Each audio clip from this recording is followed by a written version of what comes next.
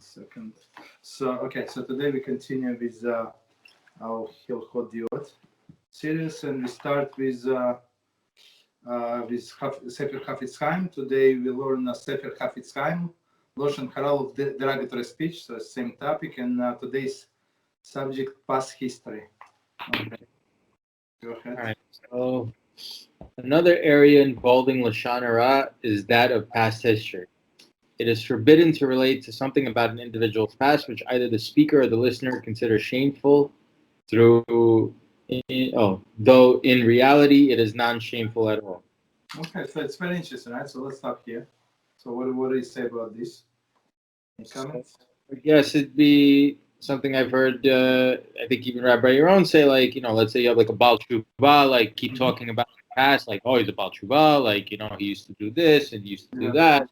So I guess on a similar sense, even though he's mentioning he's a Baal Tshuva and like he didn't keep Shabbat, or things like, it doesn't have to be like so like like just anything about his past that maybe that's it. He's religious now. That's it. Yes. So for other people would not find it shameful. He was brought up like that, but for him right. it's a shameful, and he's not the same person any longer. Okay, correct. Okay, so our sages teach that at the place where Balei Teshuvas return here to the path of Torah, stand perfect tzaddikim. Those who have always been righteous cannot stand. Thus, there is nothing shameful about being a Baal Tshuva. Nevertheless, it is forbidden to relate that someone is a Baal Tshuva if either the speaker or listener looks down at such people. Mm-hmm. Related laws regarding Baal Teshuvas are discussed in day 20. So basically, in current society, most of the people look down. If you say that somebody is Baal Tshuva, they look down. Right. I think it's like second class citizen. Have you experienced that? I don't think I've ever experienced me. Or like heard of it or anything like that? Did I experience? I always have something to say, like put everybody down. Like not down that you put them in their face. Did I experience? But I like people sometimes when they speak like in front of you, they imply like they're thinking about other people. Like he does not know. But me personally, I did not. No. Okay. But, okay. All right. So let's go to Mishneh Torah. All right. So let's start number 7. Mm-hmm. Okay. And it says. So let's read the whole text and then go back to this context. How can one train himself to follow these temperaments to the extent that they become permanent feature of his personality? That's the main question, right? So, I mean, you know what to work on, but to make it part of yourself, that's a different level. Okay. He should perform, repeat, and perform the third time. Very simple. The acts which the acts which conform with the standards of the middle road temperaments. Okay, so he chooses he knows what is this middle of the road, and he tries to do like over and over again, like adjust himself to that path. He should do this constantly until these acts are easy for him and do not present any difficulty. Then these temperaments will become fixed part of his personality. So you do, and like somebody asked me about Nitalas Yadayim in the morning, right? He said, this guy said, sometimes I remember, sometimes I don't remember. So I told him, like, after sometimes it's going to become your nature. Mm-hmm. You will not get up until you wash your hands, period. So it's like you're still sleeping, but like in the middle of the sleep, that you need to wash your hands. That's it. Go ahead, yes, go ahead. No, yeah, it's like it becomes routine, like it's a part of you. You have to do this. That's it. Yes. Mm-hmm. So Rambam is saying the same is all of the other midas. Okay, since the Creator is called by these terms. I'm sorry. I want to ask you something because I've been trying to practice something like this, right? So when I go to daven, sometimes, like sometimes I'll go to a minion factory, like yes. So I go to Landau's, and usually a minion factory is always people collecting tzedakah. Yes. So like when I go there, I'll always give something to the person collecting tzedakah, and then in the shul somebody's going around with the change things, like to put quarters in. Yeah. So sometimes I go there and there's like 5 people collecting tzedakah, and I give one to one guy, and then another one comes up and asks and asks and asks. So there were times where I just said like I can't do this, and then I was like, you know what? Maybe because it's bothering me to give again, so close after I just gave. Yes. Maybe I just keep giving until it feels kind of like okay. Okay. But then again, I also don't want to feel like I'm giving all right, beyond my means, like I just gave like $6, like going in and going out. I'm giving three. Yes. Yeah. Okay. So how do you know where that middle ground is, especially with tzedakah? You see, in this specific case, it's not appropriate for them to disturb people and collect tzedakah during the davening. Right. So okay, but what about ago, I davened in a show where like too many people, a religious neighborhood, too many people like go in and out, like it's like unbelievable. Yeah. So I saw what other people do, right? I saw exactly what they do. They would put quarters on dimes, whatever they do, like in a little heaps, right? You whatever, like Torah, and that's it. So all of these poor people know that this is my portion. So you want to give everybody 50 cents? You do like three. They're standing outside the shul. So okay. Okay. So, okay. So what's the problem? That you think that you give too much? That they are annoying? Like. No, I don't want to think that they're annoying, but like, okay. So I'll give you an example. The other day, I said, all right. So like, how did it start? I came one day. I was going there. And there was this guy who saw me coming, and he asked me tzedakah for whatever. I gave him $1. Right next to him, there were these 2 kids. They both ran up to me. I gave one to one, then another one ran up to me. I don't have. And it bothered me that they're asking, like, I don't have. Yes. Or I said in my head, I just gave, basically. I didn't say I don't have. I said I just gave. Like, that's it. Leave me alone. Yes. I go in, I daven, and then I come out, and they're asking me again. And the one guy that I gave to asked me again, and I said, I just gave to you. And he's like, oh, did you? I was like, yeah, on my way in. So it bothered me that it bothered me. So then yesterday I said, you know what? I'm going to try to fix this, and I'm just going to give it to whatever. I have there's 4 kids standing outside the shul. I'll just give it to them. Yeah. So I did. And then I'm thinking, what if that's too much? Like, what if how do you know what's too much? Like, am I being too to the right or too to the left, or how do I know if I'm going to be in the middle? So maybe okay, I see what you're saying. Maybe $6 is not too much, but you're not obligated to give to everybody. Anybody who asks you, you're not. There is no such obligation. Okay. So we say, but Baruch Hashem, go ahead. That Hashem sent us crooks. So if not for crooks, right? If not for crooks, we all going to go to Gehinnom. Right.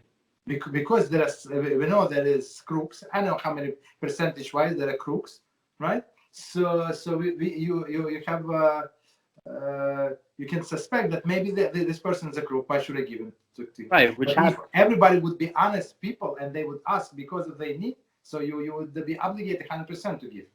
Right. You understand? So there is no obligation to give to everybody. There is no obligation to give $1. You want to give 50 cents, you give 50 cents. You want to give quarter, you give quarter. That's what you give, what you're comfortable with. You understand? On one hand. On the other hand, if you like support others, like you have other like charities that you support, you give it to them.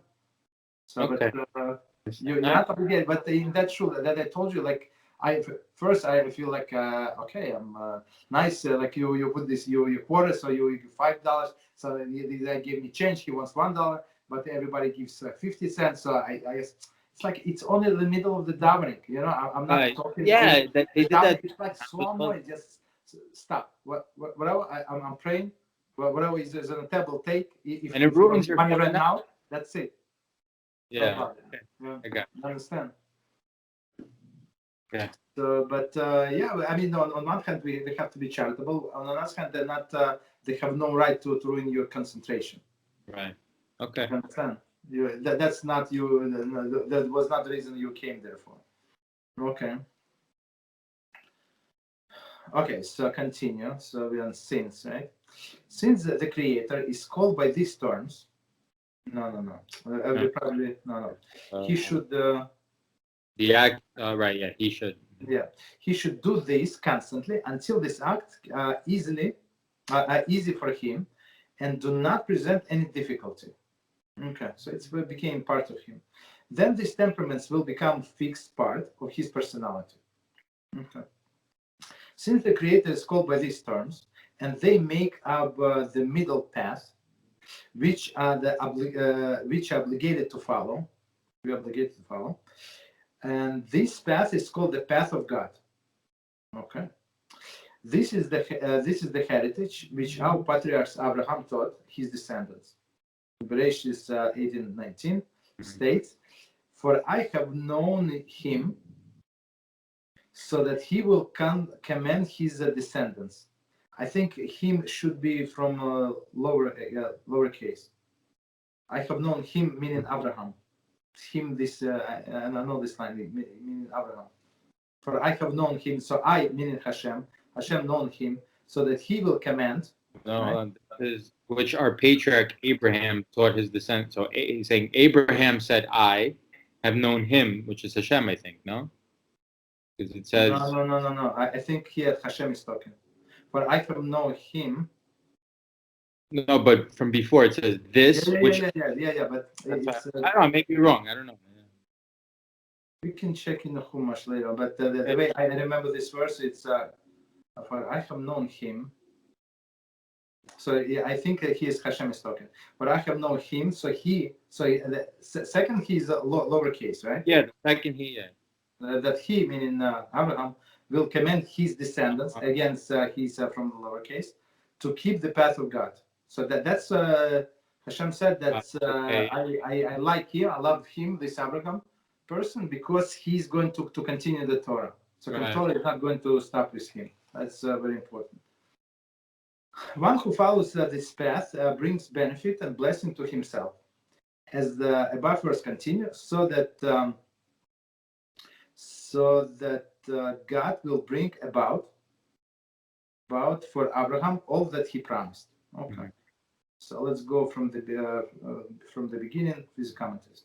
How can one train himself to follow these temperaments to the extent that they become permanent fixture of his personality? Okay, 78. Having established personality development as a mitzvah in previous halacha, the Rambam begins his explanation of how the mitzvah is fulfilled. I mean, we know there is mitzvah. We need to know what to do. Okay, continue. He should perform and repeat and perform the third time. 79. Thus, a person's deeds will shape his character traits. So deeds, our deeds, they become like a part of us, and part of us meaning the character is going to change. Right. In this process, so and it's like, it's always like our deeds is it says in Mislash Yeshirim, it's something like deeds are external, right? So that's what you do, like your actions. Yeah, actions, right? So action. So and these actions are going to affect you. Same is like other like with the clothing, right? So you start like also you dress differently, you will behave differently, and your behavior, your external actions are going to affect your internal being. At least it's supposed to. If it's l'shem shamayim, okay, if it's not for show, okay. So one more time. Thus, a person's deeds will shape his character traits. In this process of personal change, the stress is on repetition of an act, and not on the quantity or intensity.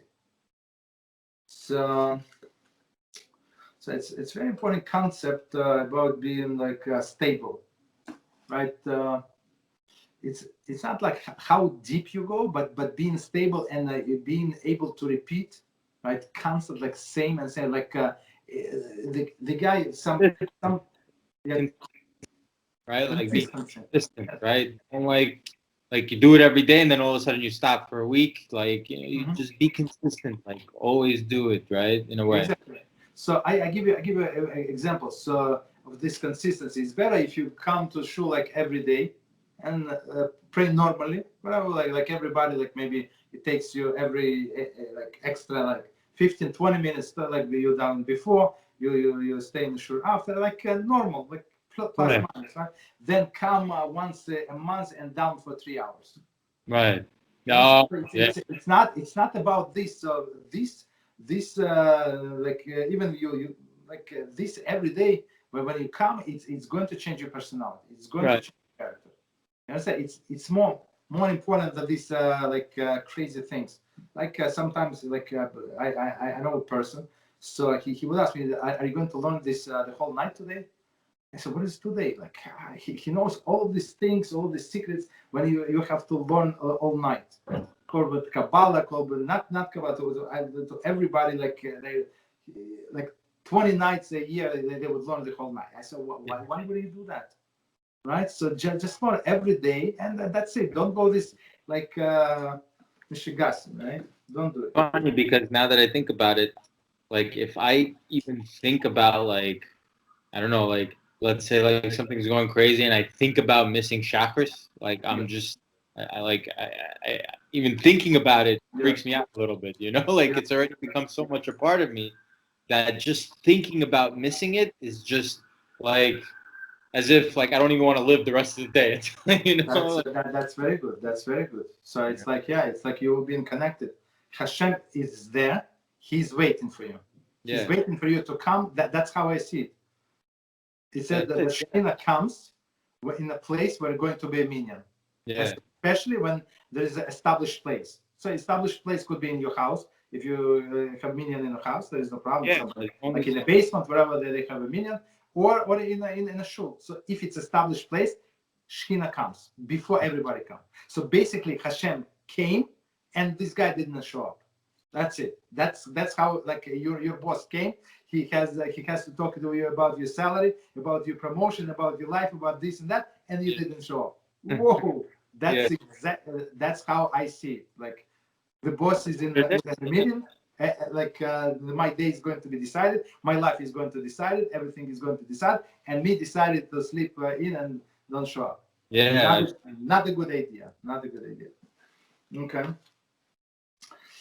Continue. In his commentary to the Mishneh Avos 3:15, the Rambam writes that giving 1,000 coins to one person at one time is not effective in stimulating feeling of generosity, as giving a single coin to 1,000 times. So when you give a single coin so to 1,000 people, it's going to shape your character. Right.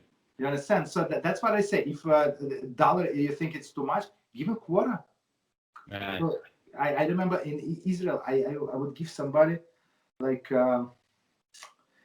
what was it, like 2 shekels? 2 shekels. So shekel is like, I don't know, like 50 cents. Right. Yes. Somebody got upset. I told him, give it back to me. You don't want like. Really got upset. Yeah, upset. Yeah, screaming, whoa! Like it's not enough. I mean, okay. As it happened not once. It's so similar because it's just how the world works. Like, okay, there's this way, but when I was younger and I used to smoke cigarettes, it was very expensive to get cigarettes, especially like in school, like in high school. Yeah. So a lot of kids didn't have cigarettes, so they would come up to you and ask you for cigarettes. Yeah. So you'd give them a cigarette, and then they'd ask you, "You don't have a menthol?" And I'd be like, thinking like, "What? Seriously? Like, what do you mean?"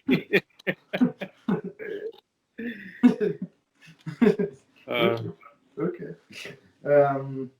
As mentioned in Halacha 4, though the Rambam explanation of this in this chapter parallel those in 4th chapter Shmona Prakim, the texts differ in stressing actions as the opening lines of that chapter imply, or on the character development, which a theme of our text. Okay. For this reason, the two texts also perceive the process of causation differently. Okay, causation meaning you do it often, and that's it's going to be the effect. Okay, the Shmona Prakim, in Shmona Prakim, Rambam states that this action, good actions, produced as a result of these good traits. So Shmona Prakim is more like it's continue like continuation Pirkei Avot. You understand? So it's not halacha. It's like here we're talking about halacha, right? There we're talking about more like improving yourself. Well, here he sees traits being produced as an action by actions. Okay, so here one more time we say that's if you do that time after time after time, that's what you're going to come to. Nevertheless, the two texts do not actually contradict each other. Both statements are true. Our deeds reflect our personalities, as we said before, and they also help shape our personality. I mean, they reflect, and if somebody is generous, so that's people see him as a generous person. But how he became generous through these actions. So they just talk about the same thing, like from different perspectives. Generally, this means that the person's behavior will reinforce and strengthen these character traits, right? And that motivated those very deeds. So I mean, it's okay. So basically, you continue doing, and it became your character and became like a part of you, and that's how people would perceive you as. However, this chapter, and more particularly this halacha, deals with a person who has made commitment to change and refine his character. Yeah. So we're talking about changes here. Therefore, based on his intellect and the directive of the Torah, rather than his spontaneous feelings, he chooses to perform deeds that will bring about the process of inner change. So basically, I think that's this commentators say. So here it's not about. So Rambam gives us a recipe how to do that. So you know what to fix. You know that you have this problem, and Rambam tells you the recipe how to do it. So and the recipe is very simple. You identify the middle path, as we spoke before. How you take one extreme, you take another extreme, and you find like a middle ground. And you try to go to that middle ground as much as possible, maybe a little over, right? So you would adjust to the middle, and you continue doing it, and then it's going to become part of you. Okay, continue. I'm going to start the sentence from the beginning. So he should perform a repeat and perform the third time, we just commented, and act the acts which conform with the standards of the middle row temperaments. Okay, as described in Halachas 4 and 5. Okay, continue. He should do this constantly until these acts are easy for him and do not present any difficulty. So until it is easy for him, so he has to force himself, let's say, he has to constantly, I don't know, keep in check, did they do this, did they not do this, like every time, and then it's going to become his nature. But in the beginning, he has to watch over it very carefully.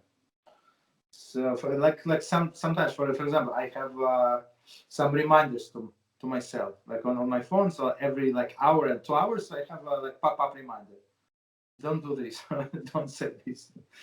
So I mean, just use the technology. Right? So 81. A trait possessed by a person produces activity naturally and spontaneously. One more time. A trait possessed by a person produces activity naturally and spontaneously. So meaning if you acquire this trait, you don't have to think about it. You're going to do it automatically. That's our goal. Not to force yourself, but as you said, going to the shul. I mean, what do you mean? I'm a Jew and it's a morning. What else do you want me to do? Yeah. I mean, whatever you do, it is a morning and I'm alive. That's what I do. I go to shul, right? Right. That's right. So you don't have to force yourself. You don't think about it. You don't have to fight with yourself. However, if one has not acquired this trait as yet, okay, that's another story. Certain action will be foreign to his nature, and one must trouble himself to perform them. For example, a liberal man gives charity naturally. A miser must force himself to give. The action for each is the same, but not the inner feelings. So I think it's a perfect example. For one, there is no problem to give a lot of money. For other, there is a big problem, but he gives anyway. Right. So the action, like from outside, this one gave $1 and another one gave $1. But for this miser guy, it was like inner battle for I don't know 3 hours before and for 3 days after. He's going to suffer that he gave this $1, but he forced himself and he gave. That's the achievement. Right. One was probably like a part of his nature, and the other one was outside of his nature, so it was like uncomfortable. Yes, right? Yeah. Or it was not part of his nature, but he worked on himself. He worked on it. Right. Yeah. So he passed that point. So and as we know, that the harder the mitzvah to do, the bigger reward is, right? As in everything. Okay. Continue. Then these temperaments will become a fixed part of his personality. Number 82. If the miser continues to give frequently, he will find that he no longer feels like a miser, but has become liberal in his heart as well as in his hand. That's it. So, but ask him to give, even if he has factories and stores and websites and stuff like that. Ask him to give $2. That's too much, So don't overdo it. Also, so start from 25 cents, right? They give it to many people, and then B'ezrat HaShem is going to come to it. Okay. So continue. Since the Creator is called by these terms, and they make up a middle path which you're obligated to follow. Okay, and this is called the path of God. Okay. So one more time, since the Creator is Creator, 83. The Rambam uses the term Yotzer literally as one who forms, which appears only one other time in the Mishneh Torah. So this term, just so we know, this term is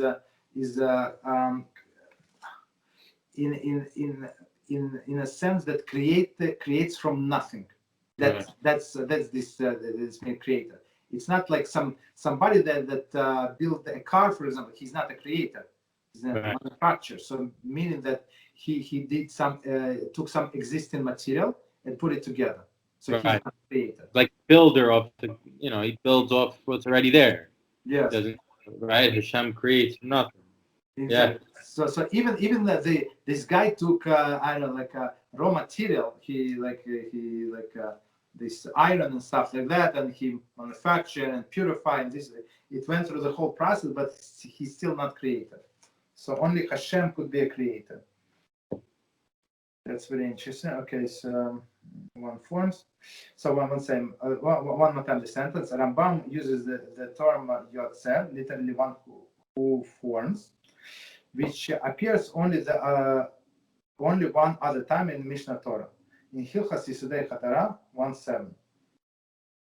The Rambam describes God as a creator, which with reference to divine qualities, he describes in this Halachot. 1 second, I didn't get it. As creator with reference to divine quality. Okay, divine qualities.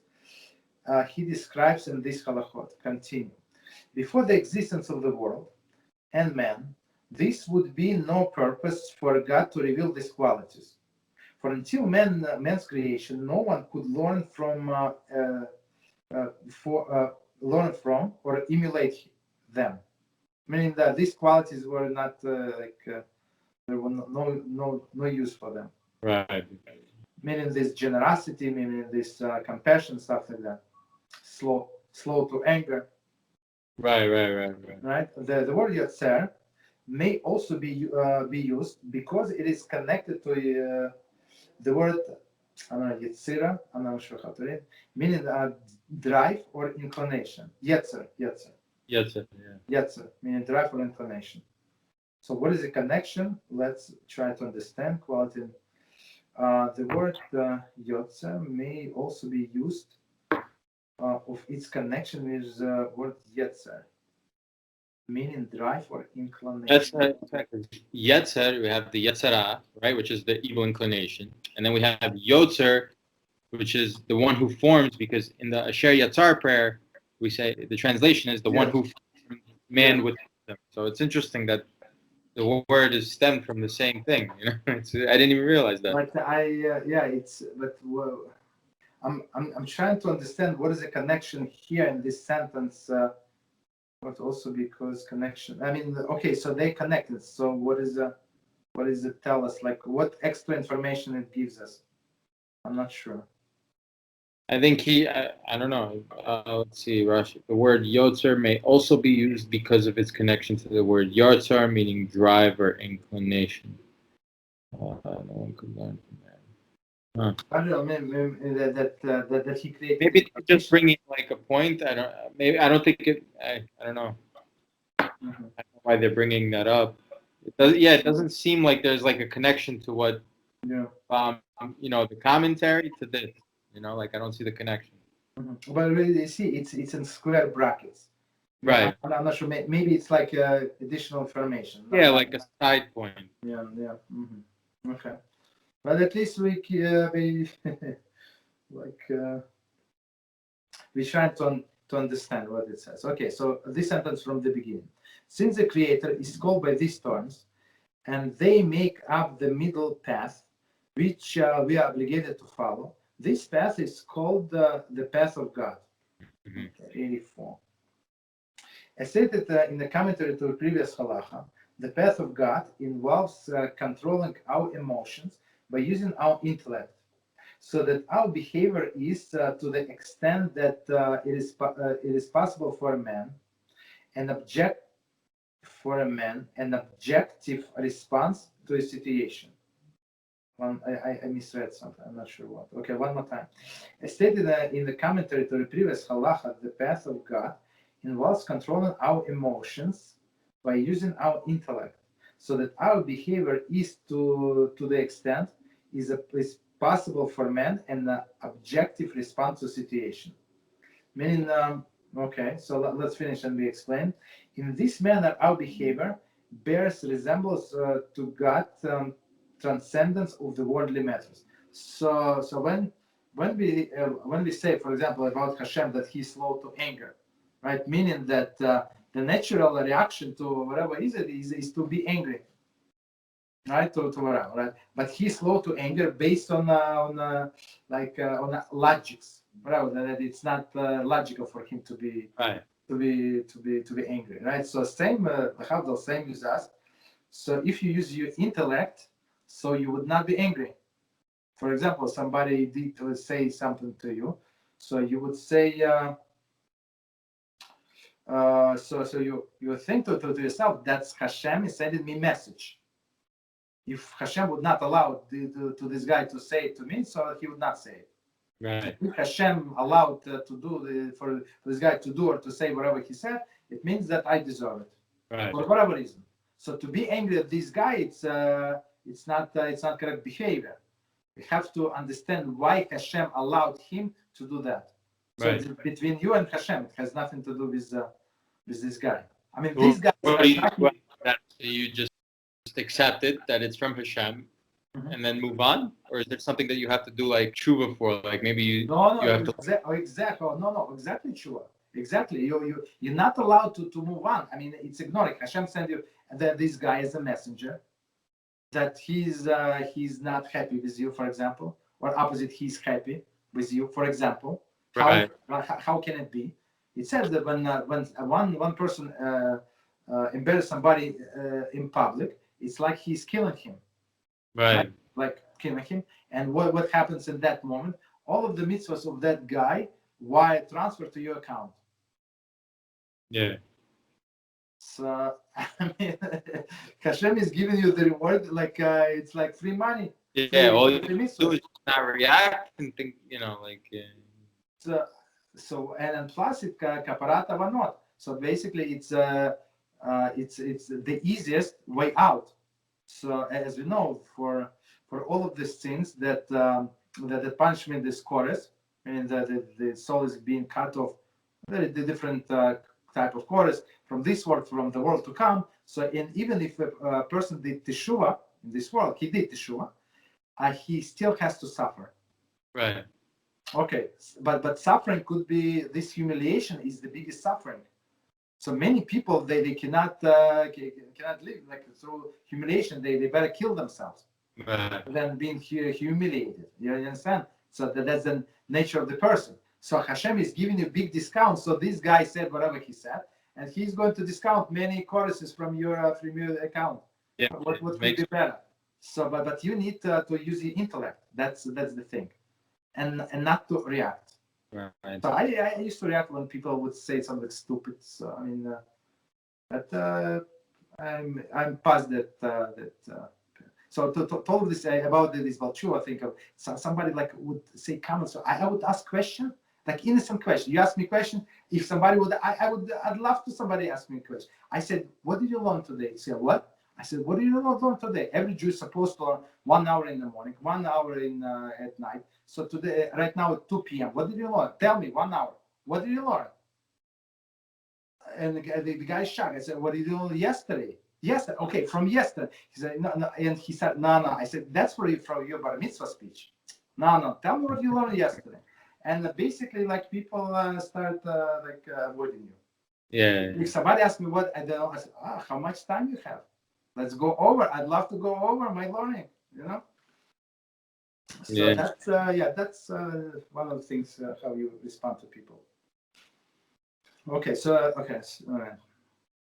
So continue. So it was 85. Right? Was it 85? No, it was 83. Sorry, it was Explanation Russia. No. What's the translation? Worldly matters. So no, it was 84. Sorry. Okay, so continue. This is the heritage which our patriarch Abraham taught his descendants. 85.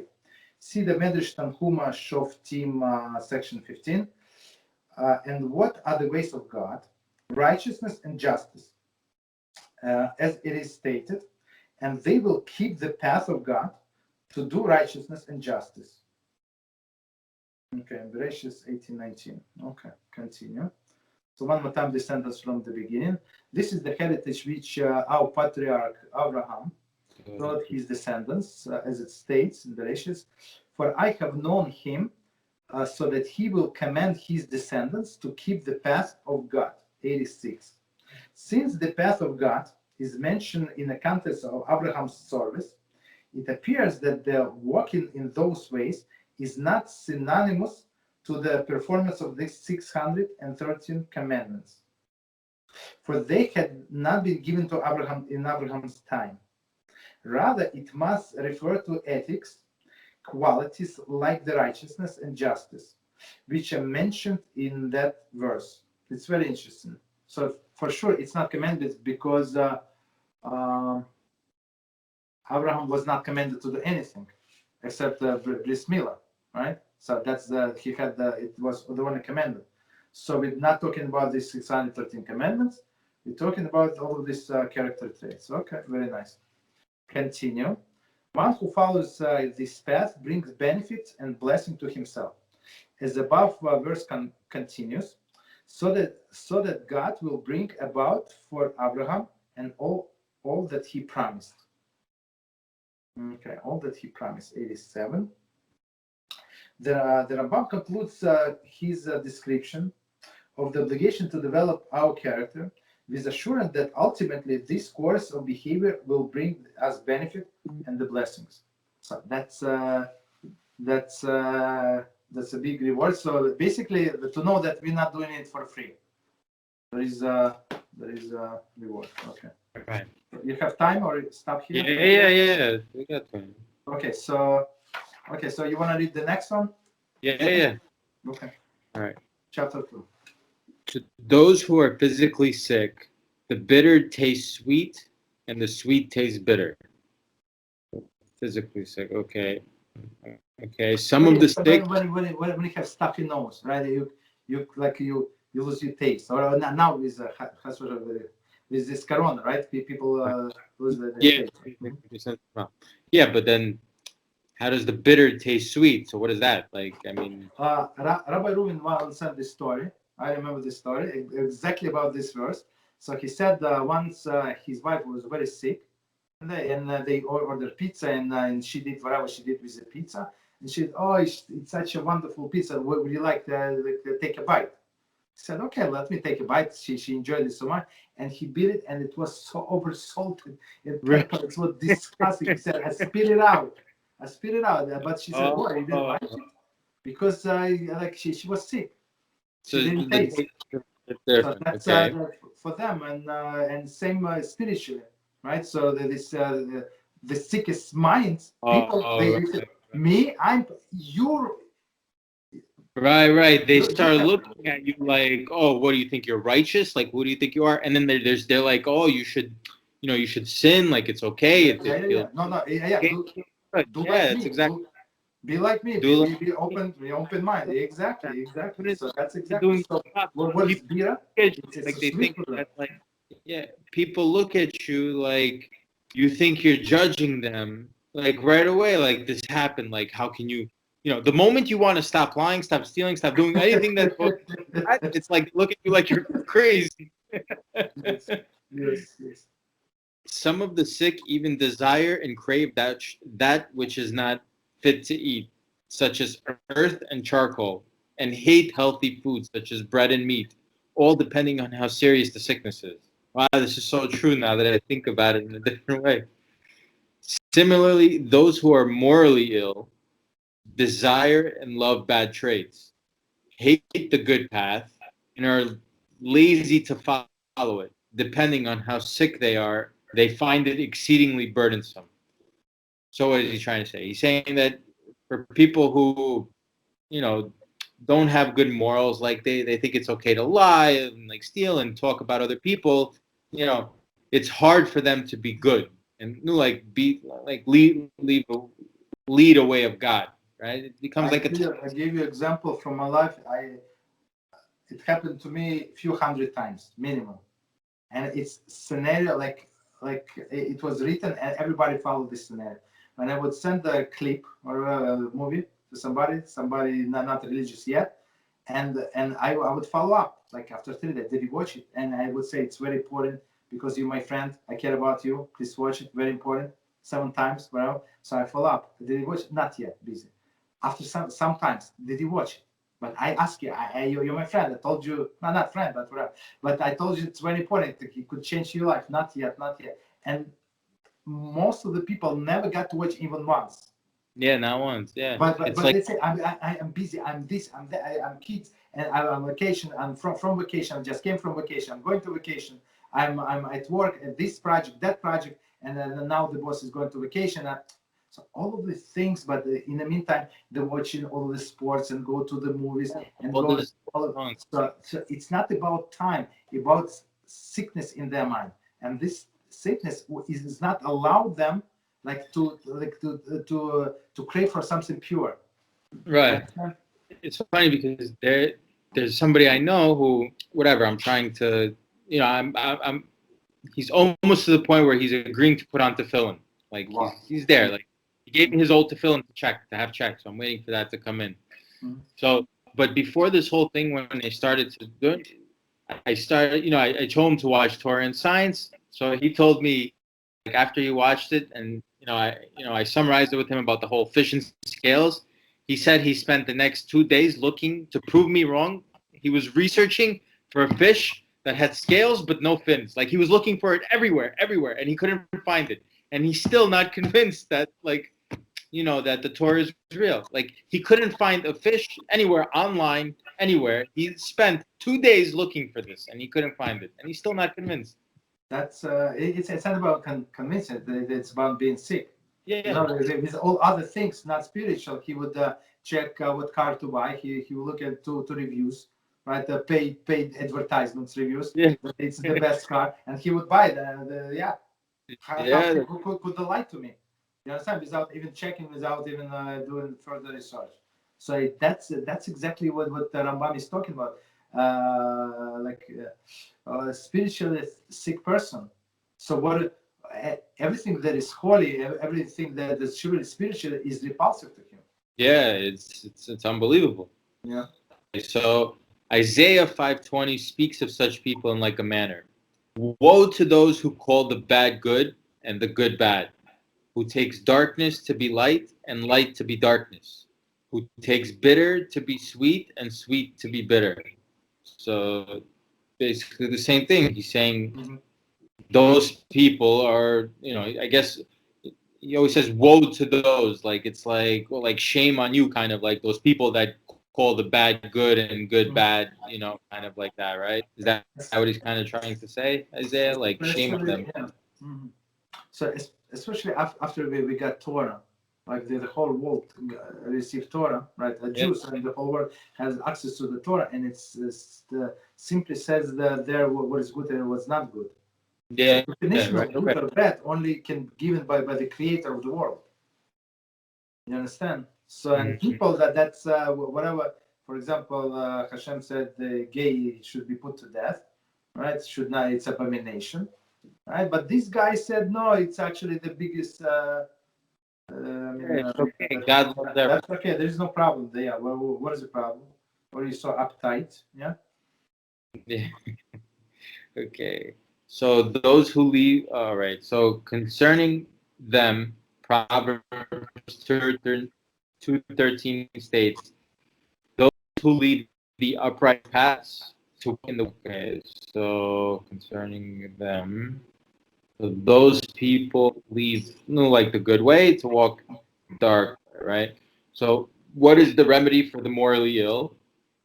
They should go to the wise, for they are the healer of souls. So the wise, meaning like the sages, the rabbis, right? Like what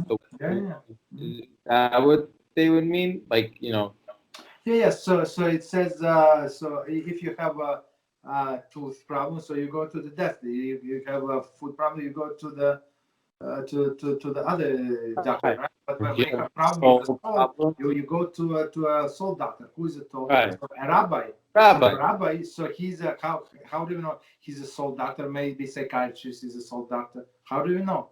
Because and then you have those people, if you think about it, even when they're physically sick, they don't even want to go to a doctor because they're too scared. What if they have something serious? It's the same thing. Like a lot of these more people with souls, they don't want to go to a rabbi because what if he's right and there is HaShem and there is punishment and there is this? They don't even want to deal with it. They get distracted with this. So, okay, so you go to a soul doctor, so you go to a rabbi. They will heal them by teaching them how to acquire proper traits until they return them to the good path. Good luck getting one of these people to go there. It's not easy. It's not easy, but you see, if the first step is for a person to admit that he's sick. Yeah. So if he admits that he's sick, there is a chance to cure him. But if he's still in his belief, the bitter he stays sweet, so he still does not admit that he's sick. There's no chance for him. Zero. Right. None. Yeah. You understand? If he wants to lie to himself, as you said, he's afraid that the doctor is going to tell him even worse news that he's suspect. So how can we help him? No, nobody can help him. You understand? It's almost like a closed case. Yeah. I don't know what I do. Like, I don't know, something that Rabbi Yaron said today. Well, it's an old clip, but I was listening to an old clip of his where he said the powerful women in your life. And he was saying how he told a story about this woman who had 3 kids, and one of the kids she sent to like a regular school. She sent the kids to like a secular school, and she realized she made a mistake, and she started praying for her kids to do Teshuva. The first 2 kids did Teshuva. They became, religious, and the third one did not budge. And she prayed like for years and years, 10 years, 10, 15 years, until finally the prayers didn't work, so HaShem has to get involved. And basically, Yaron was talking about his life. Like, he basically said that was him. Like his mom prayed for him, and the prayers didn't get through, so HaShem had to get involved. So the part that scares me is I'm praying for all these people in my life, and I am scared that what if my prayers don't do anything, and now HaShem has to get involved, and if HaShem gets involved, but it's you see, I mean, you just helping with your prayer, so you're trying to help the person. Right. You're trying to do good. I mean, you whatever you pray, it's for his own personal benefit. That's right. you must do. So Hashem is going to take care of him one way or another. So, but with your prayer, maybe he's going to have a little mercy. Maybe this person is get something like some merits. Maybe he would get some merits in you, right? That somebody cares. Somebody still think that this guy has not lost case, or this lady is still not a lost case, and he's praying. So Hashem maybe give him like a different opportunity. I mean, Hashem always gives everybody like opportunity. Yeah. The problem is people just say, okay, whatever. Okay, it happens. It was coincidence because of the rain, because of this, because of the corona, and that's why it's all happened.